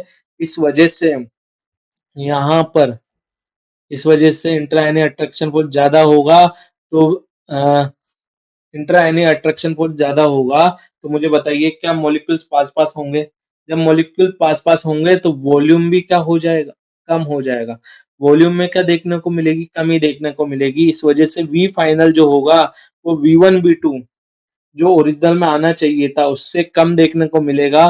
तो वी फाइनल जब कम देखने को मिलेगा तो चेंज इन वॉल्यूम हमें क्या देखने को मिलेगा? नेगेटिव। चेंज इन मिक्सिंग या चेंज इन वॉल्यूम जो होगा वो लेस देन जीरो हो जाएगा। वहीं पर अब स्ट्रॉन्ग बॉन्ड बने हैं तो जरूर एनर्जी रिलीज हुई होगी। एनर्जी रिलीज होती है तो वहां पर डेल्टा एच क्या आता है? नेगेटिव आता है। आपको पता है ना, स्ट्रॉन्ग जब भी कोई चीज बनती है तो एक स्टेबल फॉर्म बन रहा है तो वहां एनर्जी रिलीज होती है। एनर्जी रिलीज हो रही है इसलिए डेल्टा एच क्या है? नेगेटिव। तो डेल्टा एच नेगेटिव मतलब हम बोल सकते हैं delta H less than zero. अब दो सॉल्यूशन को आप मिला रहे हैं, रेंडमनेस बढ़ रही है, स्पॉन्टेनिटी बढ़ रही है तो वहां पर delta is mixing greater than zero और change in Gibbs energy less than zero हो जाएगा। ठीक है, अब हम आगे बढ़े तो जो प्रेशर होगा, प्रेशर ऑब्जर्व प्रेशर जो होगा वहां हमें कम देखने को मिलेगा। क्यों? क्योंकि जब सबसे पहले इसकी ग्राफिकल अप्रोच को देखते हैं। ग्राफिकल अप्रोच को देखते हैं बेटा। तो यहाँ पर हम नॉर्मल इसका जो आइडियल सॉल्यूशन वाला है वो ग्राफ बना रहे हैं। फिर उसके आगे हम बात करेंगे। ये हो जाएगा हमारा पीएस, ये हो गया पीएस, ये हो गया पीए, ये हो जाएगा हमारा पीबी, ये हो गया पी नोट बी, ये हो गया पी नोट है, ये हो गया हमारा पी नोट है। अब बात को समझना आप, जब भी इंटर आयनिक अट्रैक्शन फोर्स बढ़ेंगे तो वेपर प्रेशर में क्या देखने को मिलती है बेटा? कमी देखने को मिलती है। अब आपके मन में ये जरूर विचार रहा हो सर आप बार बार पी नॉट ए को ऊपर क्यों बना रहे हैं? क्योंकि मैं यहाँ मान के चल रहा हूँ जो ए है, जो सॉल्वेंट है वो मोर वोलेटाइल है और मोर वोलेटाइल के केस में वेपर प्रेशर भी हमें वेपर भी ज्यादा मिलेगी तो वेपर प्रेशर भी हमें ज्यादा देखने को मिलेगा। तो यहाँ पर अब आगे समझते हैं बेटा। देखिए, इंटर आयनिक अट्रैक्शन फोर्स बढ़ेंगे तो वेपर प्रेशर में क्या आएगी? कमी देखने को मिलेगी। तो यहाँ पर क्या ए और बी के बीच में इंटरएनी अट्रैक्शन फोर्स बड़े हैं तो वेपर कम बनेगी तो वेपर प्रेशर में भी क्या देखने को मिलेगी? कमी देखने को मिलेगी। तो यहाँ देखिए पी ए ऑब्जर्व क्या आएगा? पी नोट ए एक्स से कम देखने को मिलेगा। तो कुछ इस तरह से ये ग्राफ हमें देखने को मिलने वाला है। इसी तरह से अगर पीबी की बात करें तो हमें कुछ इस तरह से पीबी देखने मिलने वाला है। ठीक है, और ऑब्जर्व जो सॉल्यूशन होगा, पी सॉल्यूशन जो होगा, सॉल्यूशन का वेपर प्रेशर वो उससे भी कम देखने को मिलेगा। तो ये इस तरह से हमें देखने को मिलने वाला है। समझ रहे हैं आप बात को? तो जब वेपर प्रेशर में कमी होगी तो बॉइलिंग पॉइंट बढ़ जाता है, इसलिए ऑब्जर्व बॉइलिंग पॉइंट यहाँ पर बढ़ गया है। समझ गए? और यहाँ पर इसके कुछ एग्जाम्पल्स हैं जो आपको दिख रहे होंगे लिखे हुए H2O प्लस HCl। तो इन्हें आपको याद करना है। बाकी और भी एग्जाम्पल आपको एनसीईआरटी में देखने को मिलेंगे। तो एक तरह से ये जो हमारा चैप्टर है ये कंप्लीट हो चुका है बेटा।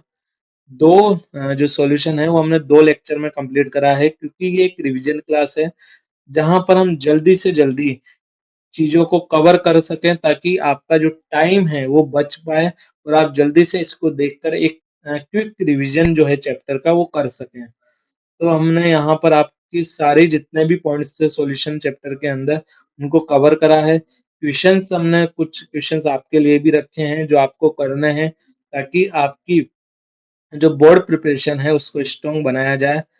तो आप करिए और हमें कमेंट करके बताइए कि आपको इस जो जो हमारा रिवीजन सीरीज चल रहा है उसका आपको फायदा मिल रहा है या नहीं मिल रहा है। जो भी आपके मन में डाउट हो, कुछ भी डाउट हो, आप कमेंट करके हमें बताइए। हम भी जल्दी से जल्दी आपका रिप्लाई देने का ट्राई करेंगे बेटा। तो मिलते हैं नेक्स्ट क्लास में नए चैप्टर के साथ, जो कि एक चैप्टर हमारा कंप्लीट हो चुका है।